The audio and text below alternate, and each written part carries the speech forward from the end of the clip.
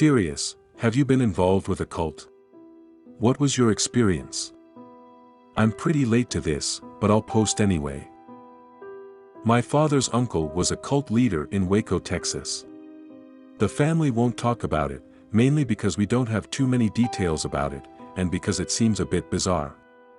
He died a few years back, probably about 7 years ago now, and when he passed he left us a good sum of money. He also has a lot of storage lockups in Mexico, some of which my family knows the whereabouts, most are unknown. I believe my grandma was the only one to really know anything about it, but she has also died since then, so the only person in my family that would have been willing to tell me about it and maybe even help me get to the storages is gone. The only info I really have about it is, the cult was in/around Waco, Texas. The cult was called something like the Smith Religious Group, and his name was either Leonard or Eugene Smith. The only reason that's fuzzy is because my uncle is named after him. My uncle's legal name is Leonard, but everyone calls him Gene. Like I said, my family is weird about it, and Google didn't help. The cult was supposed to be pretty secretive. TLDR, who wants to go to Mexico to uncover a fortune with me? I was raised in cult teachings in an isolated, homeschool environment, and then my family moved to the cult later. Brainwashing was there. It wasn't obviously rote and the same thing every time, as the pastor was very charismatic and convincing, but it actually was. We sang about only 20 songs, mostly hymns over the course of the time I was there. It was run and controlled by a single pastor. There was a board, but there was no accountability. It was kind of a joke. Only the most supportive, i.e. the people who considered him always right, were elected to the board. It was very abusive and controlling. Coffee was unspiritual.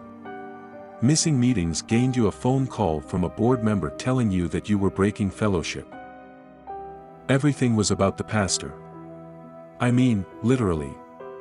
Sin was thinking negative thoughts about the group and the pastor. He set himself up as the wisest man on earth. For the girls, they had it worse. He would convince each one they had a sex problem, i.e. idolatry, and he would proceed to sexually abuse them. This cult is less than 30 people. As for why he's not in jail, settlements. My experience was awful. I had some serious depersonalization, and the effects on me are awful. Living in fear, anxiety, intense emotional pain, constant flashbacks, it's really bad. My parents are still in it, and relationships with them are probably impossible. Talking about anything will get me verbal abuse.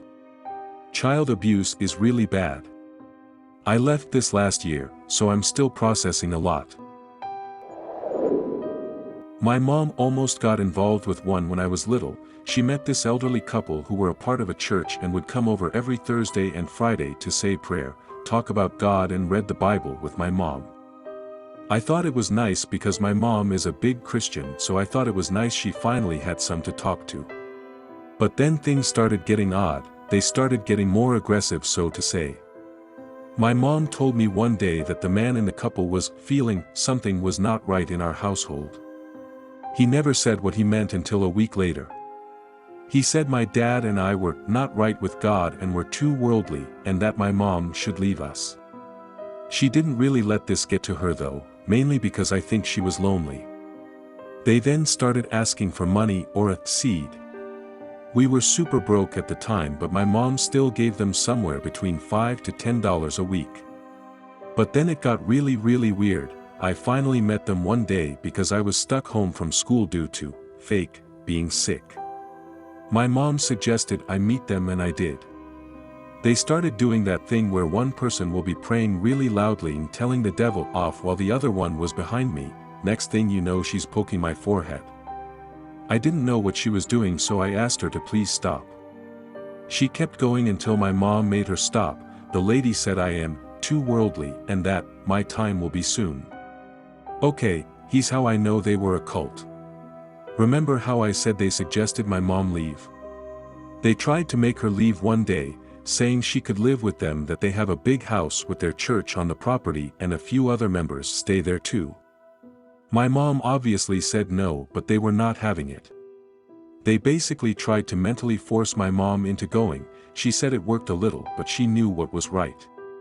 She called the police and the police made them get off the property while they screamed yelling, "Have fun burning in hell," and other like terms. 2 years pass and I watching the news with my mom when, wouldn't you know it, the couple were on the news. They were charged with attempted kidnapping of another family's 2/3 kids. Yep. I was raised without ever going to church.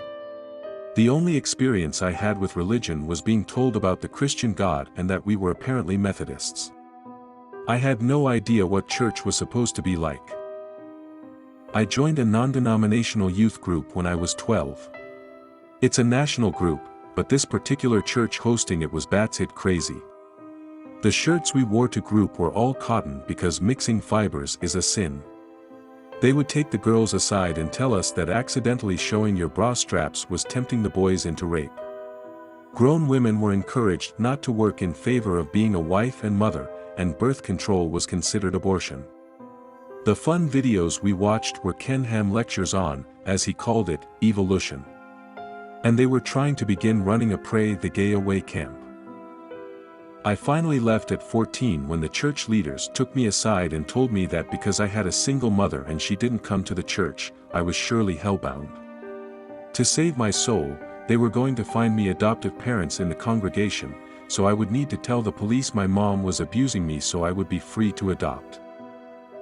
I never went back. But even as crazy as they weren't even the worst group in town.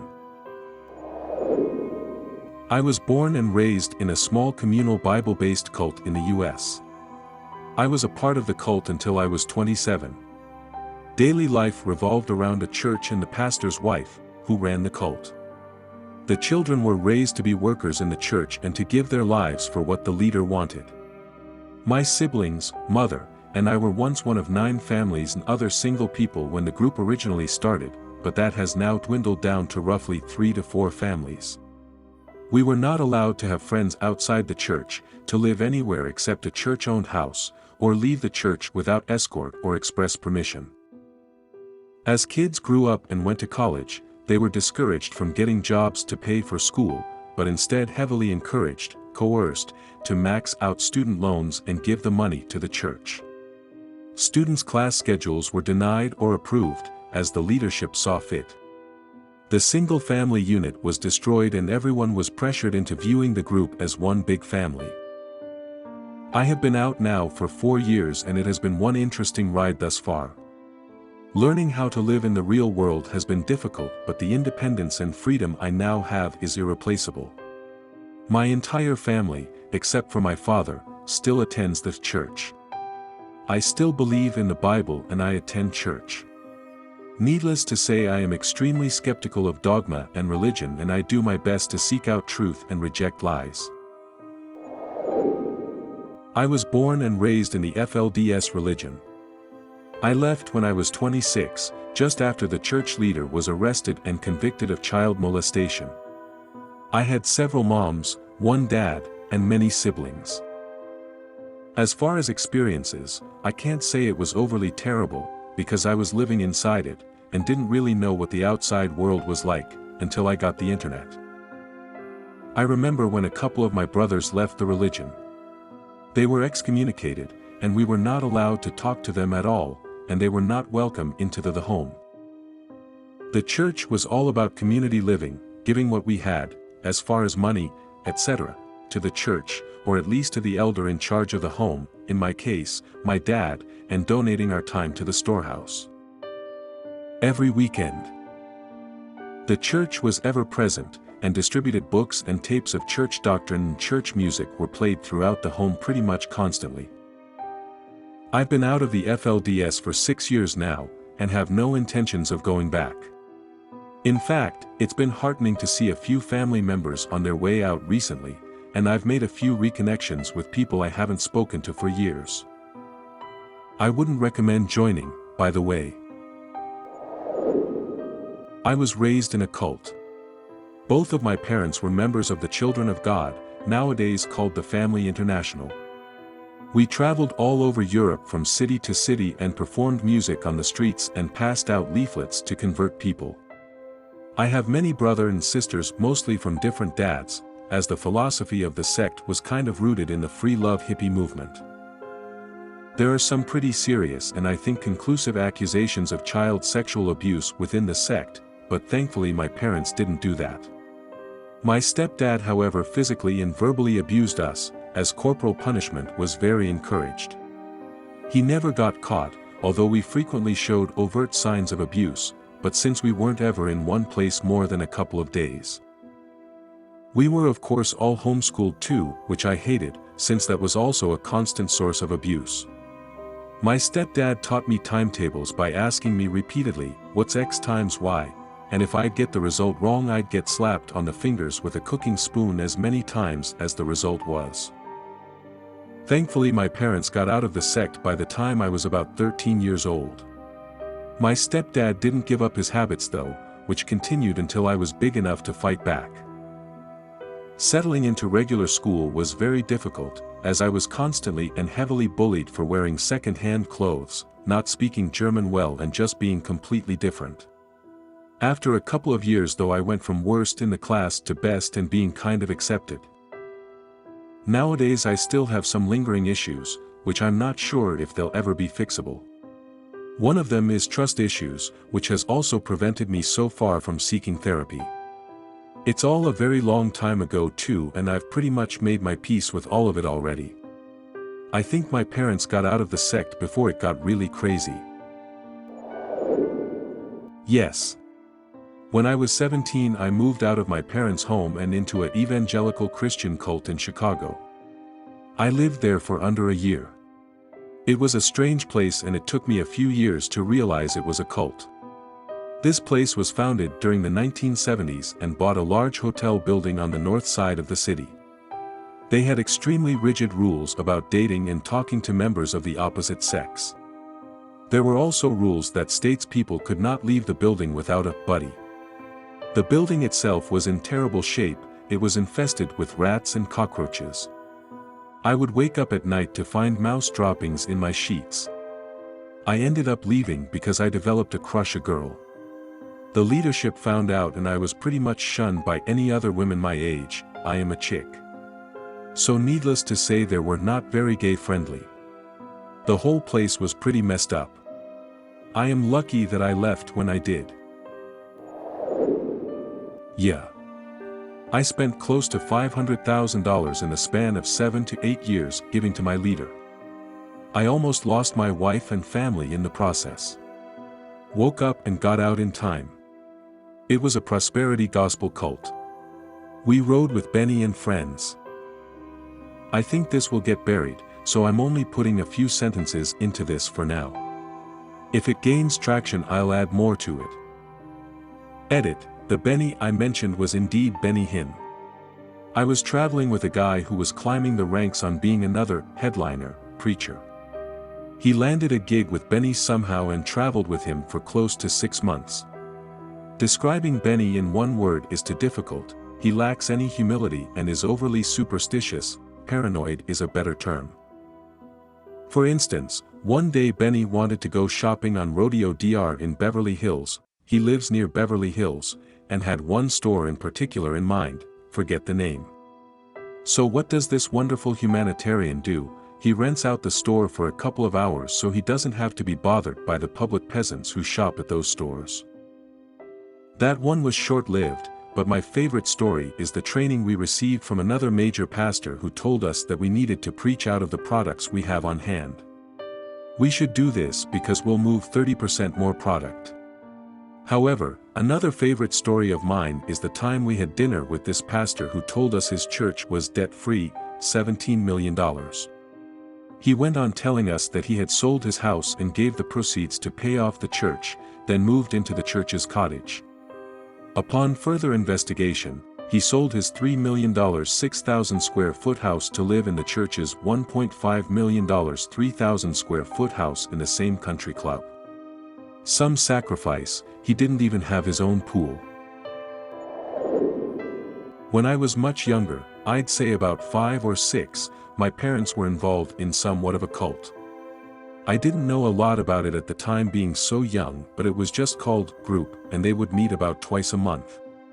It seemed regular to me at the time, but looking back on it there were a few peculiarities, especially with the leader. For one thing, he would always press a bunch of keys on our security system when he was leaving our house, but even I knew that thing didn't work at all. Anyway, my parents got out of it without any harm done. My mom always said a large part of it was the leader's propensity to guns. My mom always hated guns. Fast forward about 10 years and my dad pulls out a local paper showing the old leader and his girlfriend were having sex with raping a 16-year-old girl. They were in their 40s, I believe. It was pretty crazy thinking they met with these people regularly at one point, but just thankful they got away from them when they did. I looked for the article but couldn't find it. Sorry guys. I grew up in the UPC, which is an extremely conservative Pentecostal/apostolic denomination. My dad is still a pastor of a church, but me and my brother left about 6 years ago. Growing up, men couldn't wear shorts or take their shirts off in public. Women had to wear skirts and were forbidden to cut their hair, wear makeup or jewelry. Some churches were even more extreme, not allowing you to wear short-sleeve shirts and making the skirts reach the ankles. I went to a school that was ran by people in that denomination and learned nothing, which set me back quite a bit. I didn't attend a movie theater till I was 18, and we weren't allowed to have a TV in the home because that was the devil's tool. We would go out almost every Saturday and knock doors. Sorry if I ever woke you up on Saturday morning. There was a lot of indoctrination, as goes with extreme religions, lots of encouraging of tears and crying out to God for forgiveness and help, and lots of, "You suck, but God makes you okay." The greatest achievement was to become a pastor or preacher, and if you weren't one, you just weren't as good as the ministers. Most of my close friends I grew up with have left, but a few stayed and I pity them. I did gain certain things, like the ability to play an instrument and public speak, and some of the people were genuinely good people, but overall was very damaging to me and my friends. At around 19 I started seeing the light and was vocal about the craziness going on, and meetings were had about me. I was basically ostracized after that, except at my dad's church. They've apparently become looser with their standards, clothing and makeup, but growing up as the one always on the outside of the world looking in wasn't fun. Since I've left, I've heard of molestations that were covered up, multiple pastors that slept with members of the church, and a host of other awful things. It definitely made me wary of religion in general and aware of the power of belief and what people will do to act out their beliefs. I wasn't raised into one, but I joined one with my mom when I was 5 or 6. What happened was that we had both been stabbed by my father one night and ended up in the hospital for weeks. Our doctor happened to be the leader of a group he called Os Filhos de Terra, or the Children of the Earth. He was the nicest man we had ever met and was able to waive our hospital fees, and we wanted to repay his kindness, so we accepted his invitation to go to one of his meetings. Biggest fucking mistake ever. Everyone we met there was like a flower child, but something seemed off about every one of them. I was too young to understand the concept of religion, but my mother understood what was going on quickly, but decided that it wouldn't do us any harm in joining them. Very quickly after joining his group, the doctor found my mother a high-paying job at the university and switched me to an elite private school for children, where it so happened that most of the other children were enrolled at. I was so happy because I thought I would finally make friends, but it turned out that this cult was against Disney movies, fairy tales, and pretty much anything fun. Not just that, but we all had to adhere to a strictly vegan diet, and we were only allowed to drink plain water. No tea, no coffee, no juice, no sweet drinks of any kind. It wasn't too bad compared to the life we had lived before now, but I just felt as if I needed to get out of there quick. But my mother refused. Our life was going perfect and she didn't want to mess that up. We ended up leaving the country a year into this lifestyle. The doctor had performed an exorcism on me because apparently I was corrupted by society, and he nearly drowned me. After he had exorcised me, he suggested to my mother that she should give me away and have another child with someone from the cult to secure a pure child. That wasn't what made my mother want to escape though. She found out from a friend inside the cult that the doctor takes the virginity of every child there when they turn 10. Not just girls, mind you, but boys too. She was a homophobe, and in the middle of the night, we left without telling anyone.